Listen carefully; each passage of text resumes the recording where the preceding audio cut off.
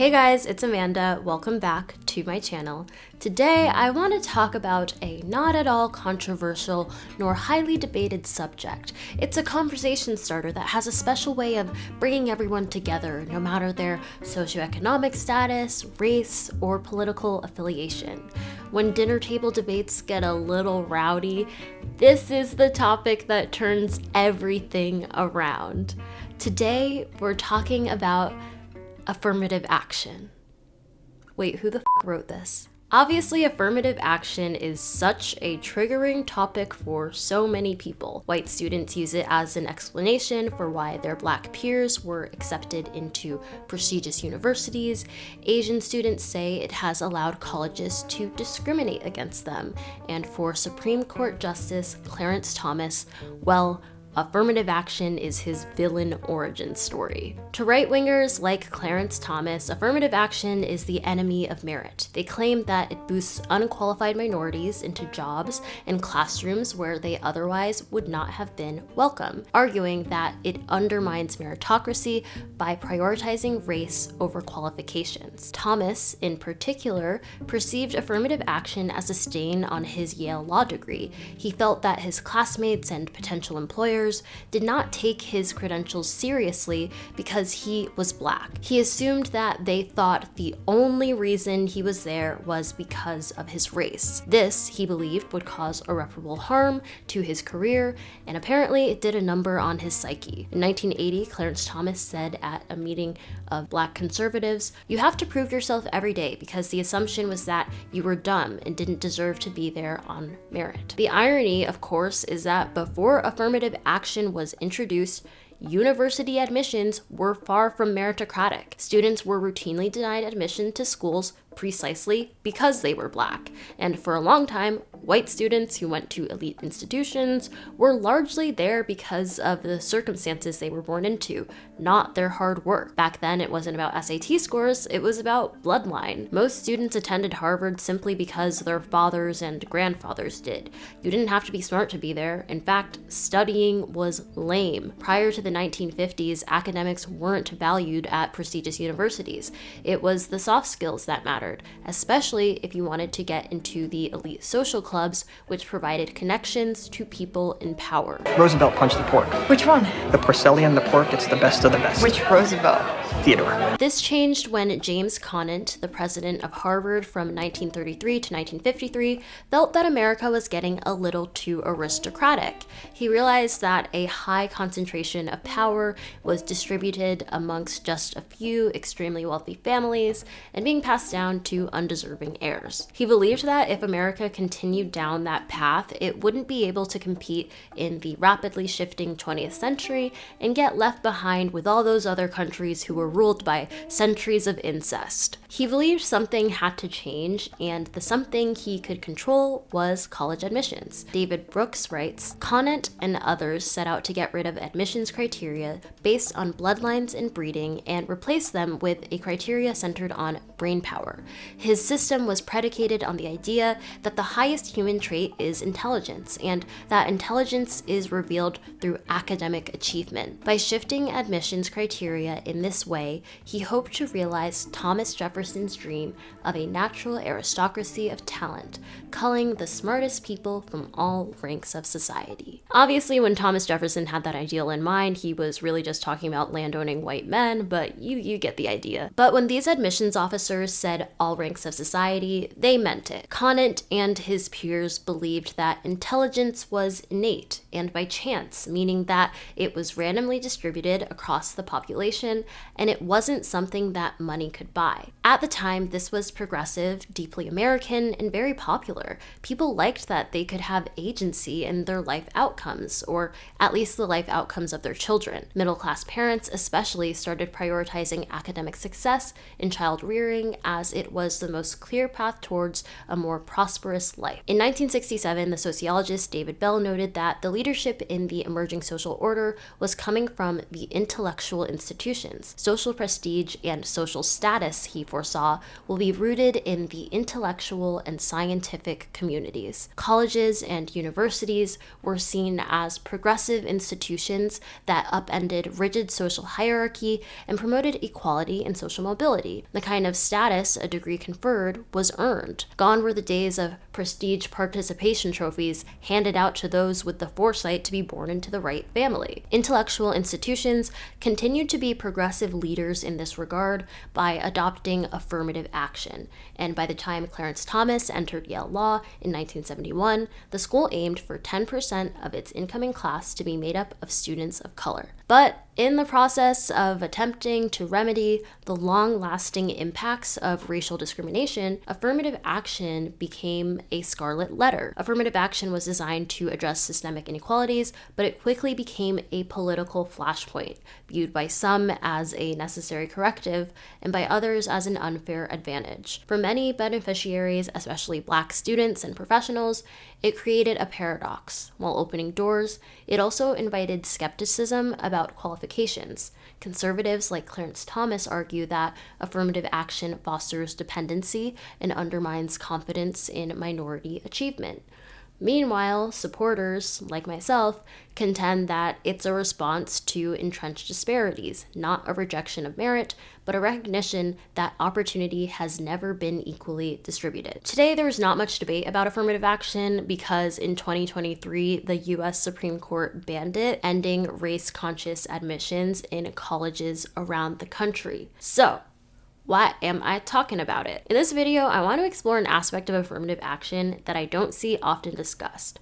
It's negligence, not of straight white men, as Fox News would have you to believe, but of poor African Americans. And what really made me want to talk about this is an Atlantic article by Bertrand Cooper titled "The Failure of Affirmative Action." Cooper highlights the widespread misconception that affirmative action has significantly helped poor Black students. Instead, elite universities have used race-conscious admissions to recruit students mostly from high-income Black families, including a large percentage of Black immigrants and biracial students, rather than addressing economic disparities within the Black community. The piece underscores how class has been overlooked in diversity discussions, with policies focused on achieving racial representation rather than ensuring socioeconomic mobility for the most disadvantaged. I happened to find this article on Ground News. When I'm writing my videos, I always try to make sure I'm looking at a wide range of sources because, let's be real,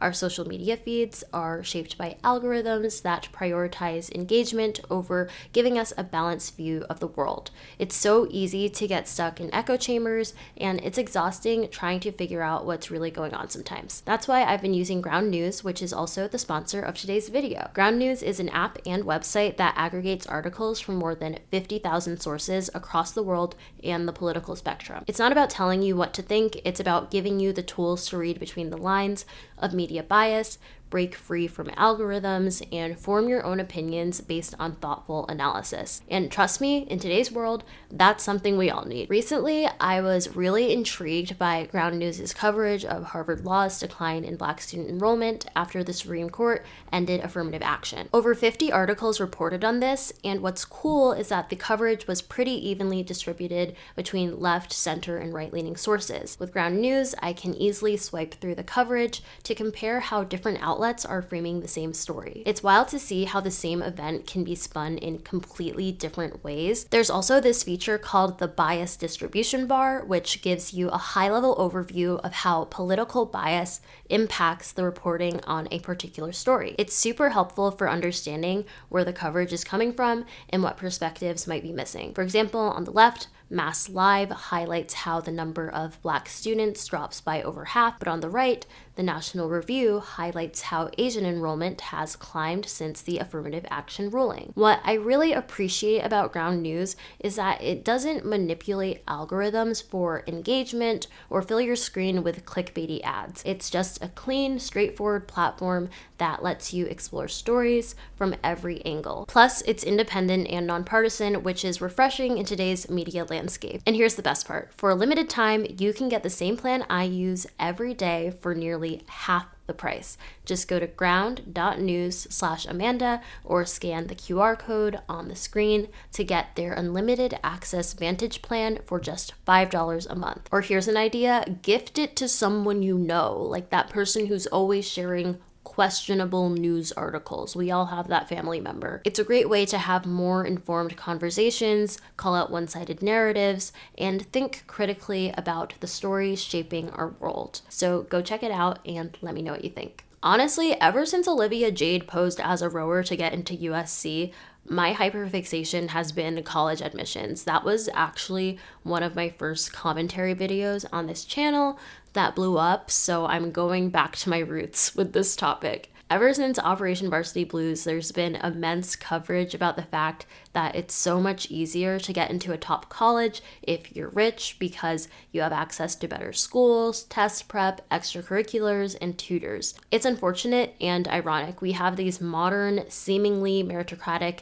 admissions measures because it was thought that intelligence and academic achievement couldn't be bought, but over the years, we've learned that the opposite is true. The best predictor of a high SAT score is a high family income. Like I said earlier, the timelines for when college admissions became merit-oriented and when affirmative action was introduced are pretty close. These changes were both implemented in the 1960s. But I think what we often forget about affirmative action is that it was targeted at a specific minority group in the United States: African Americans. When affirmative action was introduced, the US was composed of a white majority and a black minority, specifically a black minority that endured centuries of government-backed racial oppression and a dominant group that upheld and benefited from that deeply unfair system. In 1960, the racial demographics of the United States were 88.6% white, 11% black, and less than 4% Latino. Obviously, the demographics of the US have shifted significantly since then, and this is because of immigration reform that would not have been possible without the civil rights movement. The 1965 Immigration and Nationality Act was influenced by the passage of the Civil Rights Act of 1964. The push for immigration reform was part of the broader effort to eliminate racial discrimination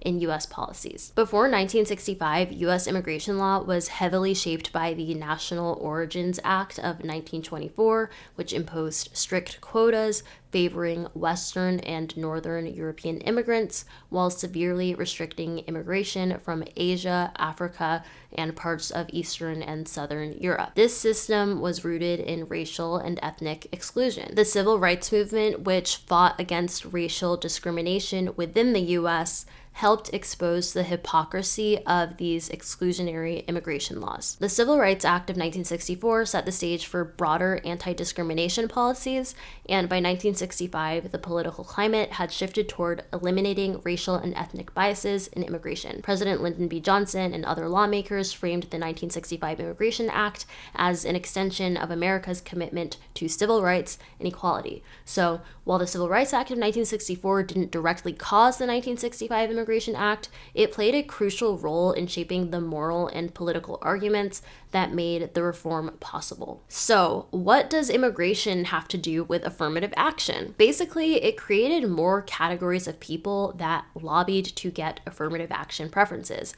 In a Washington Post opinion piece, Megan McArdle highlights the discrepancies that arose with affirmative action as America became more of a racial melting pot. A system originally justified by the need to dismantle Jim Crow expanded to include various protected groups, often based on political negotiation rather than consistent logic. McArdle's examples of these inconsistencies include classifying Pakistanis as Asian while Afghans from just across the border are considered white, or granting Hispanic status to the daughter of a Spanish doctor while an Italian janitor's child, who may look similar, receives no such designation. As immigration increased, these contradictions became even more pronounced, including within the Black American community. Descendants of enslaved Americans face some of the deepest disadvantages challenges in society with persistent disparities in education, income, and wealth, whereas African immigrants tend to have above average levels of education. This brings me back to the article I mentioned earlier by Bertrand Cooper.